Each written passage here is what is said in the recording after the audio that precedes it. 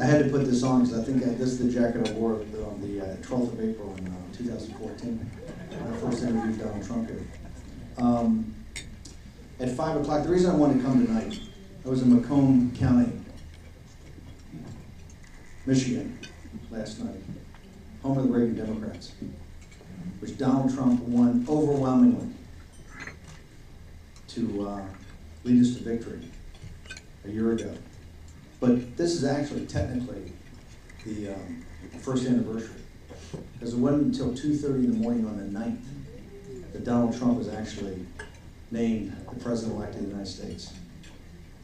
At 5 or 6 o'clock, Jared and I got the, I think it was 5, 6 o'clock, we got the first exit polls. And they were pretty grim. I think we were even in Iowa and Ohio. We were getting crushed everywhere else, including in New Hampshire. I think they showed us 8 or 10 down. Jared had a recommendation to call Matt Drudge. We called Drudge and he says, "You guys are idiots. It's the corporate media, they're wrong on Trump all the time. You know, don't pay attention to this." At 9:15, the Detroit Free Press called Michigan for Hillary Clinton. At 10:36, AP called Ohio for Donald J. Trump. At 10:50, AP called Florida for Donald Trump. At 11:11, AP called North Carolina for Donald J. Trump. At 12:02, AP called Iowa for Donald J. Trump. And at 12:15, the fake news opposition party, Detroit Free Press, reversed themselves and said the state of Michigan is uncalled. And the reason was the algorithms they used, and the reason the exit polls that showed us early in the evening tied in Ohio, getting crushed in Florida, getting crushed in North Carolina, and even in Iowa, had never taken into account the small towns and the blue-collar neighborhoods that Donald Trump was rolling up massive victories. At 1:35, they called the state of Pennsylvania, which they said had been the burial ground of Republican aspirations. At 2:29, on the morning of the night, they called Wisconsin. And 1 minute later, they declared Donald Trump President-elect of the United States. Yes.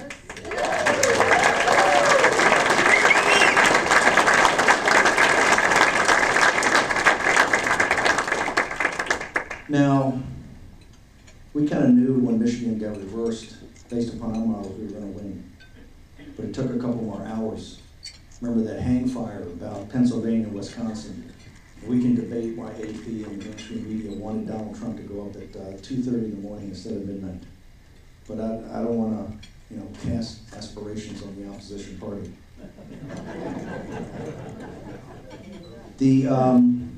On the 24th at 5:30 in the afternoon, the Detroit Free Press called the state of Michigan for Donald J. Trump.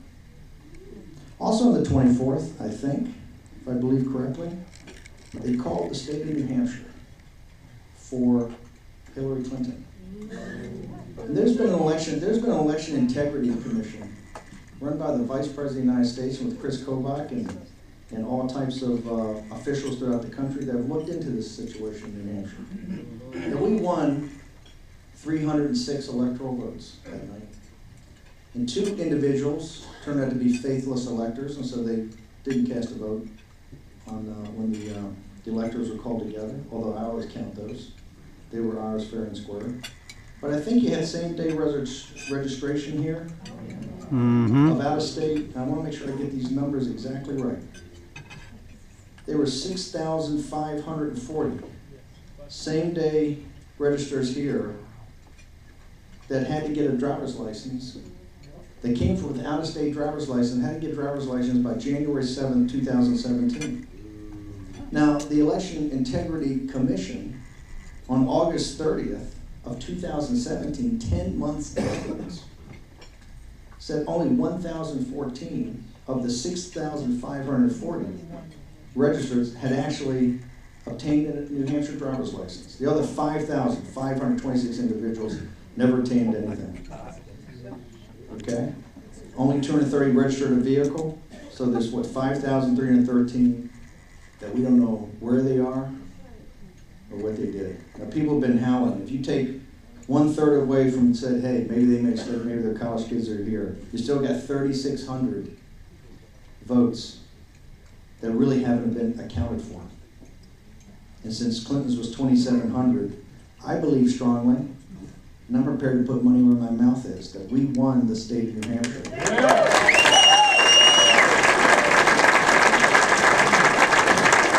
Now, I think it's the Secretary of State, he's a Democrat, I heard he's a good man, but we would like to tell him tonight, I talked to Chris Kobach and the guys in the Integrity Commission, whatever it takes, whatever amount of money it takes, I'll put it up. But we want to find out, and I think the people of New Hampshire deserve to understand what happened on that day.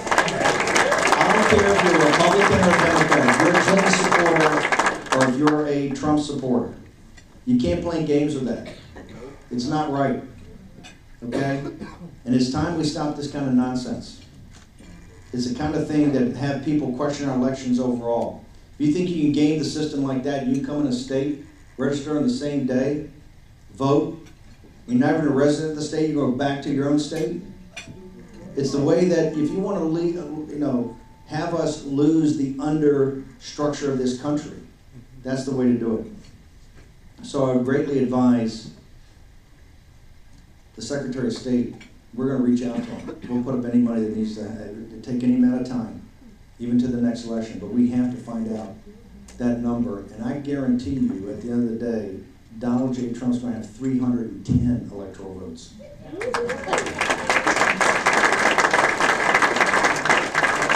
Now, the reason I wanted to come up here was that I had known now President Trump for a couple of years through Dave Bossie, when President Trump had thought about running previously, and we kind of made a presentation. The only time we really met him, he came on a radio show. He was interviewed by the Breitbart group. I saw him at CPAC a number of times. I was blown away by the way he comported himself. I thought he said something. I thought he had a message that would resonate with people, but I never saw him in front of really activists. On the 12th of April, 2014, in this very room, I got to see Trump with other people who had really worked their entire adult lives to run for President of the United States. And what I do in those situations, when I come to these things, and Dave Bossie put these on the first of these cattle calls, just like I did with the president the entire time, and just like I did when, for instance, we went to Saudi Arabia to Riyadh to give the speech, I always kind of stuck off to the side or stepped to the back. I'm not really interested in how he's delivering the speech. I can critique that later on videotape. What's most important is to see how the audience responds. And that day was something very different. Donald Trump speaks in a very plain-spoken vernacular. Okay? He doesn't speak like a politician, but he connects. And I could see the connection that day. It was a very different speech than the other guys gave. And the other guys they were terrific speakers. And people were very engaged. And this was kind of dedicated grassroots activists. But Trump's speech was very different. As Corey said, he had that rousing finish of Make America Great Again. But it was what he said during the speech about jobs and trade. It's something that Jeff Sessions and myself and others have been working on for a number of years. And that was the kind of Reagan coalition of really working class people, middle class people that came together in the 80s. What had happened to that? Where had that gone? Who spoke to those people? And I was very adamant from day one that places like Pennsylvania and Wisconsin and Michigan and Iowa and Ohio, places and folks that had President Reagan, that voted for President Reagan, would vote for a conservative candidate that was a populist, an economic nationalist, and spoke to the people's concerns. To tell you about the mainstream media, the place was packed with mainstream media that day, because this was really the first cattle call of the 2016 presidential campaign. And I had a show at Sirius XM, had the Saturday show that lets broadcast all day long from here. And we had Trump as a guest, and he came over and gave us, I think, 30 minutes, right? 30 minutes. Because there weren't a lot of other people going to interview. In fact, I had just had on there a reporter that knew us quite well from one of the most prominent papers in the country. And I said, hey, Donald Trump's coming over here, we're going to get an interview in a few minutes. If you want to, you can just hang out and interview him afterwards. He laughed at me and said, he's a very smart guy and a good guy. He said, Steve, my editor would fire me if he knew I even thought of interviewing Donald Trump. And I said, did you not see that speech? He says, it doesn't matter. The guy's a clown. It's just not going to happen. This is just all a circus, right? Also with the TV guys that day, I don't think he had one TV interview here. They weren't interested. He wasn't considered real. And here's what I noticed. They hadn't really listened to what he had to say, but more importantly, they had absolutely no interest whatsoever in watching the audience. That was the key. It was a collection of hobbits.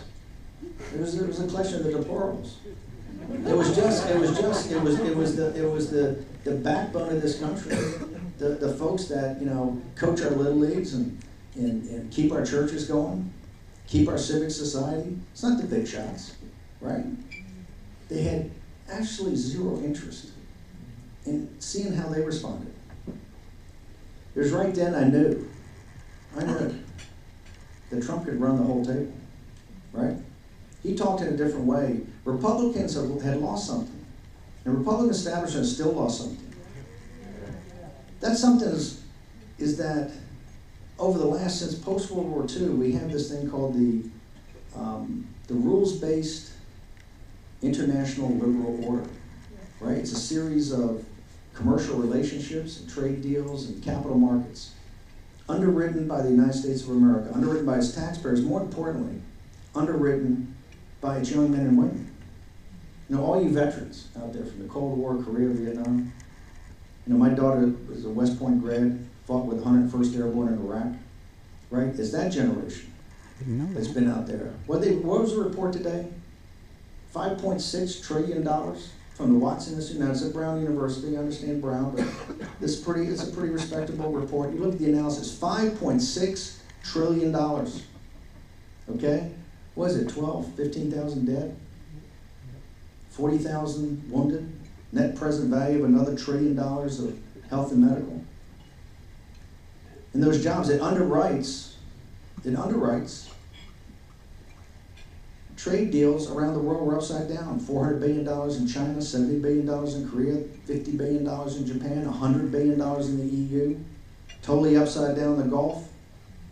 Yet, the taxpayers of this country, the little guy, bears the burden. It's his sons and daughters that are on those ships, on those air bases, that's blood's on those battlefields, right? And they've watched this country be hollowed out. They've watched New Hampshire be hollowed out, in Michigan, Macomb County. And they're mad, they're angry. And if they're not angry, they'd be idiots, because you should be angry. The country's been gutted. This is not the second law of thermodynamics. This is not some immutable law of physics that took these jobs to Asia. This is the actions of human beings. This is human agency that did this. And this is what Donald Trump has been talking about this for 35 years, was able to explain against the opposition media and all the pundits on Morning Joe and MSNBC and CNN every night of the week. They're so brilliant. They're so smart. These people sat around and watched this country get gutted and said nothing about it. When I took over, Corey does not get the credit. I'm going to say the respect. He gets a lot of respect. He doesn't get the credit of what he did. It was basically a bare bones operation that cut through the finest generation of politicians the Republican Party has ever created. Right? You look at the caliber of candidates and look at the breadth of their experience. Governor Christie, Governor Bush, Marco Rubio, Ted Cruz, Rand Paul, right? You had the whole crew up there. With 16, they were fantastic. And in any normal year, in any normal time, they would have won. Now, I respect those individuals, but I got to tell you, not one of them could have taken on the Clinton apparatus. That's a killing machine, okay? They're out to destroy you.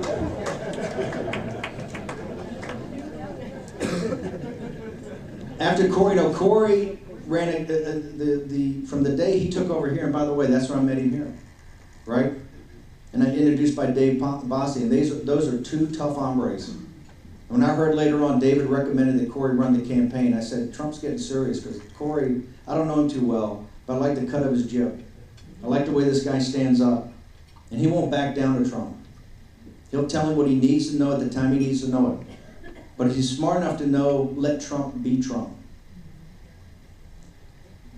In the interregnum that followed Corey, the geniuses, right?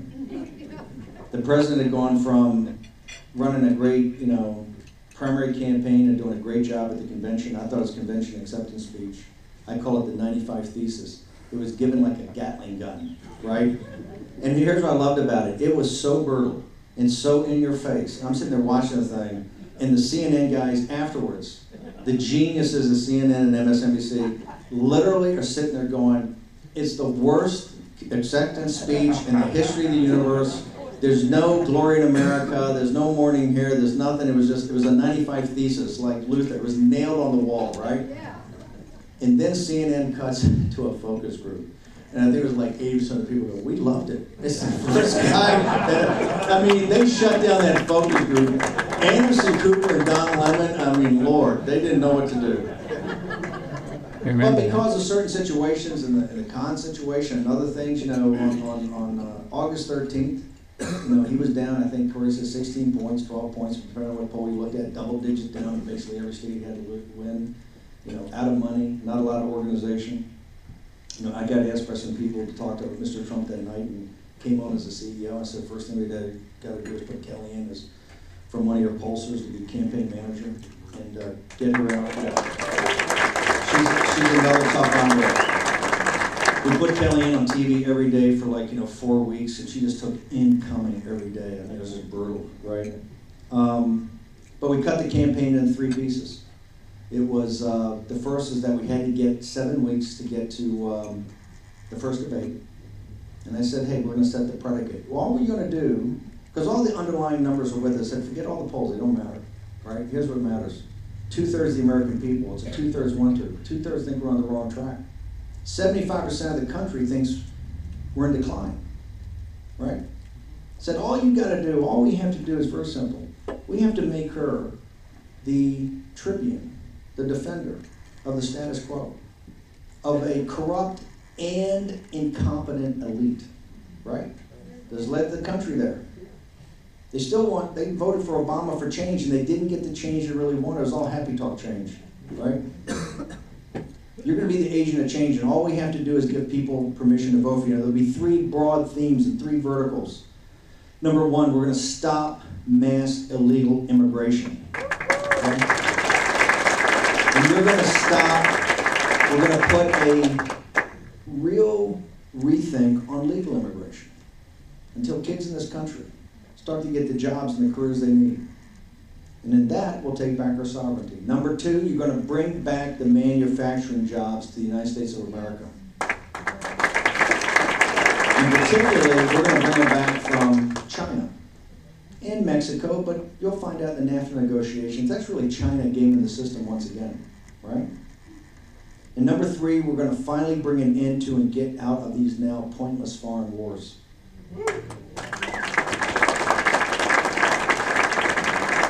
On the morning of the first debate, September 29th, Donald Trump, they had on Morning Joe, my favorite show.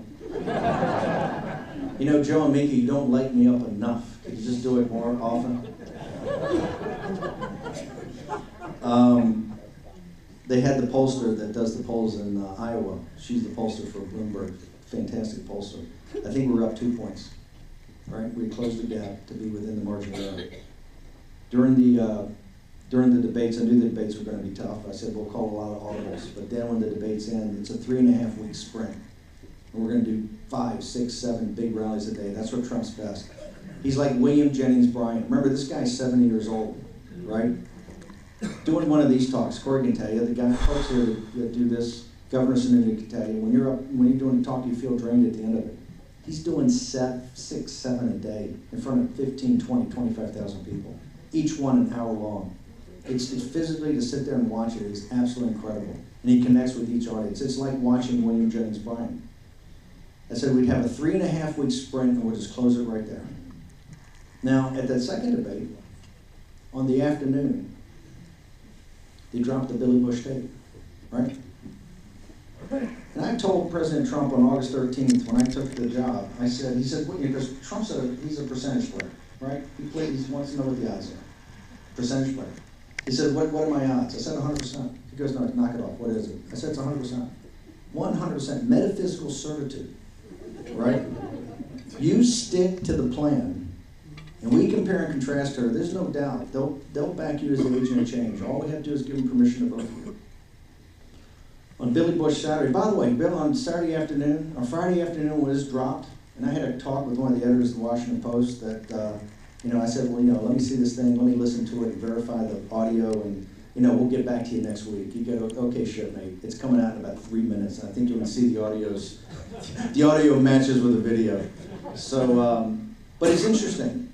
The Bezos, Amazon, Washington Post that dropped that dime on Donald Trump is the same Bezos, Amazon, Washington Post Boom. that dropped the dime this afternoon on Judge Roy Moore. Boom. Now, is that a coincidence? No. That's what I mean when I say opposition party, right? It's purely part of the apparatus of the Democratic Party. They don't make any bones about it. By the way, I don't mind it. I'll call them out every day. It's not a fair and free media anymore. I run Breitbart. We're kind of an advocacy group in our own way, and the way that we present grassroots and present working class people and economic nationalism, we're not shy about it. Guys come to me for jobs and they say, I'm not looking to hire people who want to win Pulitzers. I'm looking for people who want to be Pulitzer, right? So I don't mind it, but I think it's a strange coincidence. But on Billy Bush Saturday, we got kind of the high command and a war council, and everybody went around the room, and Trump, once again, is asking for percentages. I think the highest percentage was 40%, right? And they were telling him some guys go on 60 Minutes and cry on Ivanka's shoulder, and other people, do this and do that, and apologize and apologize and apologize. He came to me and said, what? I said, what's the percentage? I said, 100%. He goes, don't give me the high. I said, 100%. And he said, I don't want to hear it now. He really blew up. He was not happy. And I said, no, I mean it, right? They don't care about this. They don't care about locker room talk. They care about their country, right? I said, we double down now, right? You're Donald Trump and they're not, right? I said, what did you do? I said, let's go have a rally, right? Let's get 1,000 hammerheads and red ball caps, right? And get all jacked up. And that's what this campaign's all about. You know what Trump did? We came down, we kind of compromised, he was going to do something, and then he read some stuff and said, I'm not going to do this. You heard the cheering from down the street. I think there were like 25,000 people on Fifth Avenue. And he went down, Secret Service said no. And he went down, and he went out there, and he was with his people. He was totally pumped up. I'd never worked in a campaign, never been in a campaign office, I'd never done anything on a campaign before I took over CEO. One thing I learned is not just strategy and tactics. You got to get all the pieces together. You got to make all this work. But campaigns are like war. It comes down to a handful of decisions, 2 or 3 decisions, that at that time, in the moment, in the heat of the moment, one decision is going to lead to victory and another is going to lead to defeat. Right? That was the moment right there, the Billy Bush weekend. If he'd gone the other direction, he lost by 25 points, but he didn't. And then he closed, and he closed hard. We could feel the momentum every day. On the campaign, we had to win, as I broke it out, we had to win Florida, North Carolina, Ohio, and Iowa, just to get to the table. And they looked insurmountable. We had to win those 4. Those 4 gave us 2 alternatives to drive it home. Plan A was Colorado, Nevada, New Hampshire, because Corey guaranteed me New Hampshire. Corey, my man. We won this, brother, and I'm going to prove it. I got good money to show we did win it.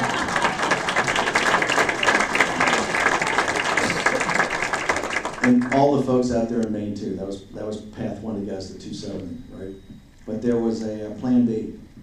And by doing demographic analysis and looking on top of this thing, early on, around Youngstown, Ohio, certain places in Ohio, Dubuque, Iowa, certain places in Iowa, we knew that this message was resonating with blue-collar folks, working-class folks, middle-class folks, and that Pennsylvania, and Wisconsin, and Michigan, and Minnesota were coming back to us, right? That's when we knew we had something. And what we had, I think, was the greatest candidate since Ronald Reagan. right? And one of the greatest candidates in the history of the United States. No, Donald Trump, there's a lot, and Corey knows him much better than I do.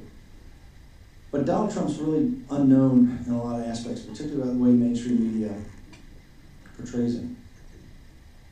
You know, Trump is worth, I don't know, 4 billion, 5 billion, 7 billion, 8 billion. After a while, it doesn't matter, right? But he's 70 years old, got an incredible family, lovely wife, great kids that love him. The thing is the friends. If you saw the friends this guy has, it's just amazing. I mean, I keep saying he's last of kind of the Rat Pack type American male, right? A guy's guy who just attracts with his energy and charisma people. You know, he was buying great golf courses and putting them into the open rota. You know, Buck Turnberry, he was buying championship courses. Bedminster was going to be the PGA Championship. At the end of his life, you know, at 70 years old, he was doing what he really wanted to do. He didn't need to do this, and I'm telling you, it was not ego, and it's not narcissism. He truly believes, because we talked, and Corey's talked, the people around him on the inner circle. No. He gave up all that because he thought his country was in a crisis, right? He got it. It is, and he knows that. If you saw the way they came after him, like they're coming after Judge Moore today, this is not, they didn't debate, you know, policy or politics. This was the politics of personal destruction, right? They never really had a debate on immigration or national security or foreign policy, the economy. It was nothing. It was attack and destroy Donald Trump. And you know why? It's very simple. It's not about Donald Trump. Not about Steve Bannon or Sean Hannity or Laura Ingraham or Ted Cruz or Mark Meadows. It's not about any of it. It's about those people in this room on the 12th, April 2014, right? That's where real power lies. That's why I'm a populist, right?